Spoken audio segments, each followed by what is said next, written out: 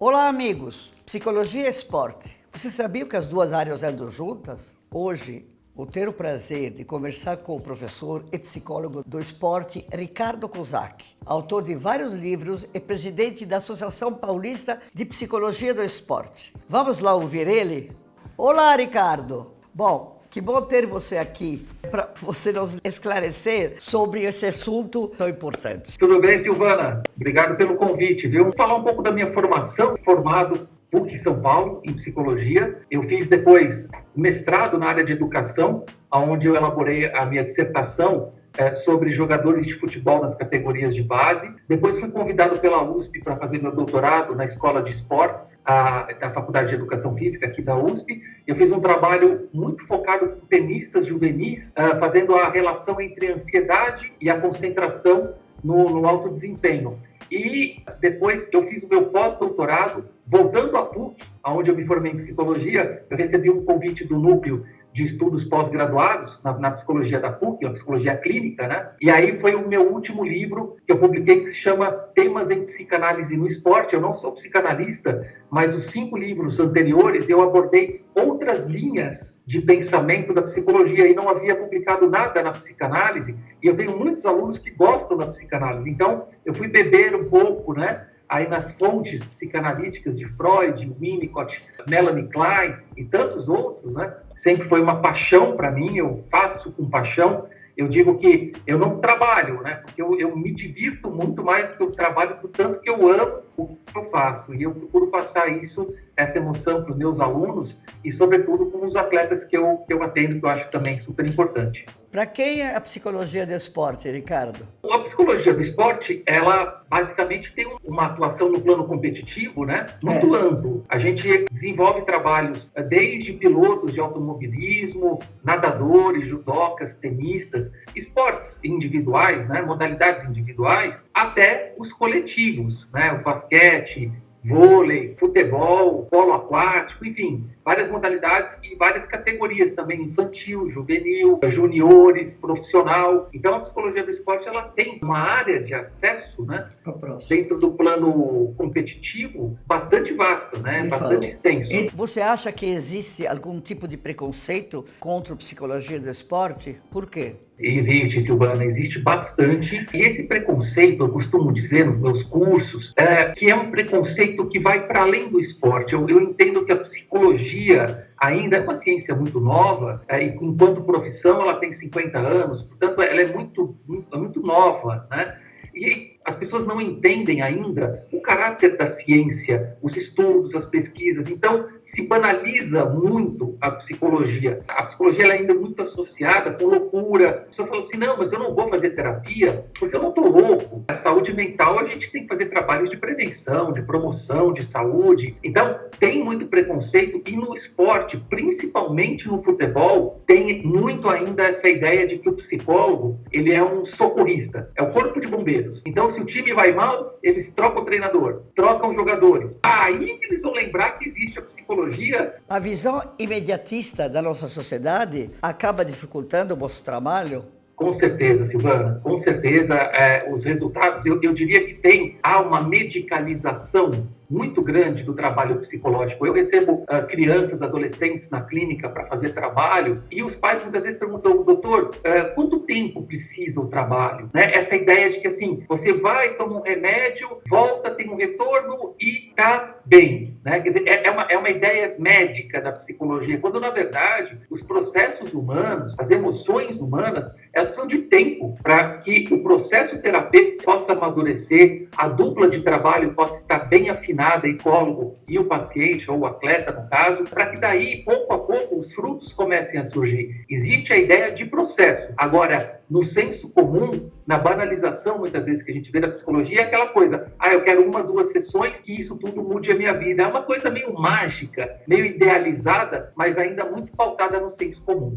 As federações de esporte olímpicos brasileiros possuem departamento de psicologia esportiva? O Comitê Olímpico Brasileiro conta com alguns profissionais, mas isso depois de muita luta nossa para poder abrir espaço, não faz muito tempo, talvez umas 2 ou 3 Olimpíadas para cá é que a gente conseguiu abrir esse espaço junto ao Comitê Olímpico. A Seleção Brasileira de Futebol não conta com nenhum psicólogo e vale dizer que grandes seleções da Europa, já há décadas, contam com departamentos de psicologia do esporte pautados no aconselhamento, na orientação individual de atletas que muitas vezes jogam em equipes de outros países, mas quando se unem para jogar pela seleção, um trabalho de equipe é realizado. É possível, a gente ouve muitas vezes o Tite, né, o nosso treinador, falar: mas é porque não dá tempo de fazer o trabalho, o time se reúne e é muito rápido, mas existe hoje, nós somos uma prova, né, Silvana? Então, estamos aqui conversando. Com a força cada vez maior das redes sociais, em que os atletas estão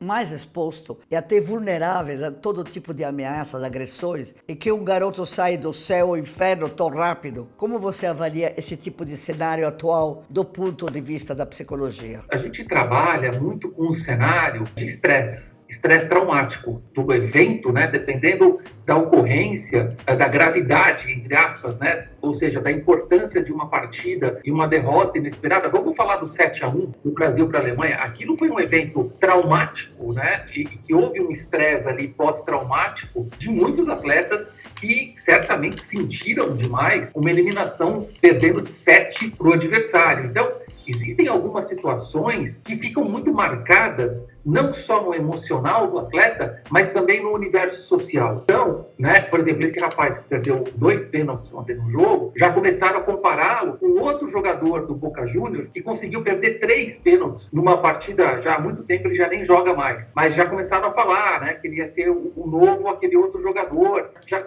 logo socialmente e midiaticamente se criam aí estereótipos, né, padrões que, se a pessoa não tem um apoio psicológico, um trabalho, uma resiliência interna, vou te falar, Silvana, às vezes a carreira começa a fazer assim, depois de eventos como aquele. Com o aumento cada vez maior de problemas emocionais, transtornos mentais, enfim, inclusive o Brasil se tornando, infelizmente, um dos líderes nesse triste ranking, não deveria ser obrigatório em time de futebol, por exemplo, pelo menos um profissional da área? Olha, Silvana, sim, a gente tem o Estatuto da Criança e do Adolescente, que exige, né, é uma exigência do ECA, né, do Estatuto da Criança e do Adolescente, mas isso aí até as categorias menores de formação, as categorias de base. No profissional, das demais categorias, não é obrigatório. E eu acho que, né, deveria ser obrigatório, e eu vejo que isso só mostra como eles entendem que a psicologia é uma coisa pontual, né, e de fato ela não pode ser pontual. Eu digo, quando você tem um preparador físico, você precisa ter um preparador mental, porque corpo e mente fazem parte da mesma unidade, não é? Então, a matemática me parece muito simples, mas ainda a questão da compreensão, e eu acho que faltam trabalhos, precisa ser divulgado. Eu estou há 3 décadas publicando, eu vou sair meu 6º livro agora, que vai se chamar O que está em jogo além do jogo, reflexões clínicas em psicologia do esporte, que são estudos de casos, né, importantes, que lidam com emoções, com frustrações, com raivas, com temores, com eventos traumáticos. Então, é preciso publicações que cheguem nesses locais, né, de acesso onde a informação ainda não tem a sua recepção, né, não tem a sua compreensão de acordo com o que a ciência oferta, né, nesse momento. Quais os principais problemas que você detecta nos atletas hoje em dia? Como eu trabalho com muitas crianças, pré-adolescentes e adolescentes, até início da fase adulta, 17, 18 anos, eu percebo que há lacunas muito importantes no crescimento e no desenvolvimento mental, emocional, social desses atletas, porque eles logo têm que abdicar de períodos do desenvolvimento que são muito importantes. Ninguém passa da infância para a fase adulta sem viver um período da adolescência. Em algum momento ele vai ter que ser adolescente, Silvana. Não importa se é com 14, 15, 16, ou 25, 26 ou 27. Em algum momento ele vai ser adolescente. Então, o que eu percebo é esses garotos que chegam até mim, normalmente chegam com queixas: